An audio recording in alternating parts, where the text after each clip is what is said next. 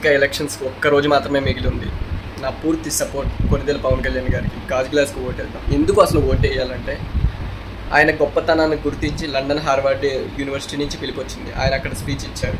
And ఈ నెల 22న యుఎస్లో జరిగే ఐక్యరాజ్య సమితి సంస్థలో ఆయన స్పీచ్ ఇవ్వబోతున్నారు. అంత గొప్ప వ్యక్తిని పరాయి దేశాలు గుర్తిస్తున్నాయి, మనం కూడా గుర్తిద్దాం.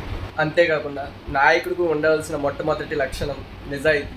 అంతటి నిజాయితీ గల వ్యక్తి పవన్ కళ్యాణ్ గారు. ఎలా చెప్పగలుగుతున్నానంటే ఈయన 14 ఏళ్ళుగా రాజకీయాల్లో ఉన్నారు. ఎక్కడా కూడా రూపాయి తీసుకున్నట్టు ఒక్క ప్రూఫ్ కూడా లేదు.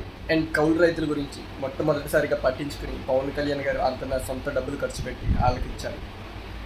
అండ్ రైతును కాపాడుకున్నారు. అది ఒక్కటే కాదు, ఎప్పుడు కూడా ఒక పార్టీ కార్యకర్తల గురించి ఆలోచించదు. కానీ మొట్టమొదటిసారి పవన్ కళ్యాణ్ గారు ఆలోచించారు. ఇన్సూరెన్స్ స్కీమ్ తీసుకొచ్చారు. పార్టీ సభ్యత్వం ఒక 500 రూపాయలు మనం కడితే యాక్సిడెంట్ అయితే 50,000, చనిపోతే 5 లక్షలు. మొట్టమొదటిసారి ఆలోచించింది ఒక వ్యక్తి గురించి పవన్ కళ్యాణ్ గారే.